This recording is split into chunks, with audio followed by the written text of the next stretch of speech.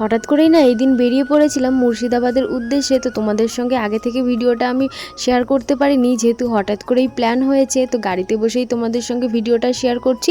অর্ধেক রাস্তা চলেই গেছিলাম, তারপরে আমি ক্যামেরাটা অন করেছি। আর এই যে দেখো যেতে যেতে আমার কি অবস্থা, ভীষণই মাথা ঘোরাচ্ছিল। আমি না বাস গাড়িতে একদমই চড়তে পারি না, তারপরে এই যে যে সমস্ত গাড়ি আছে সেগুলোতেও চড়তে পারি না, মানে আমার ভীষণই অসুবিধা হয়। তবে আগে একটু বেশি অসুবিধা হতো, মাঝে যেহেতু মেকআপ ক্লাসে গেছি তো সেই জন্যে না একটু অভ্যাস হয়ে গেছে, তাই অতটা অসুবিধা হয় না। তারপরে এই যে আমরা মুর্শিদাবাদে এসছিলাম এই শপিং মলটায়।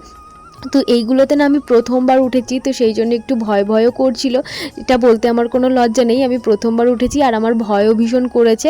আমি পড়েও যেতে গেছিলাম একবার। তারপরে এই যে এই গাড়িটার এখানে এসেছিলাম, এখানে আর কি বাচ্চাদের গাড়ি চড়ানো হয়। আর আমি তোমাদের দাদাভাইকে বলছিলাম এই যে দেখো দেখো এই গাড়িটা আমার ছেলেকে তুমি কিনে দেবে, আর ওইভাবে হাসছিল। তারপরে আমরা ওখান থেকে টিকিট কেটে ভেবেছি এই হন্টেড হাউসের এখানে যাব।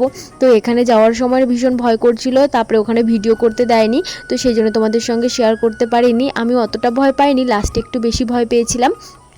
তারপরে এই যে দেখো আমাদের প্রচণ্ড খিদে পেয়ে গেছে, সকালবেলা তেমন কিছু খাওয়া দাওয়া করে বেরোনো হয়নি, তার জন্য এই যে রেস্টুরেন্টটায় এসছি। এখান থেকে আর কি একটা থালি অর্ডার করা হয়েছে, মানে নিরামিষ থালি। তো সেটাই আমরা খেয়ে নেবো। বাইরে গিয়ে না কোথাও আমরা আর কি অন্য কিছু মাছ মাংস খেতে ইচ্ছা করে না, সেই জন্য আমরা সবাই মিলে দেখতেই পারছো নিরামিষ থালি অর্ডার করেছিলাম।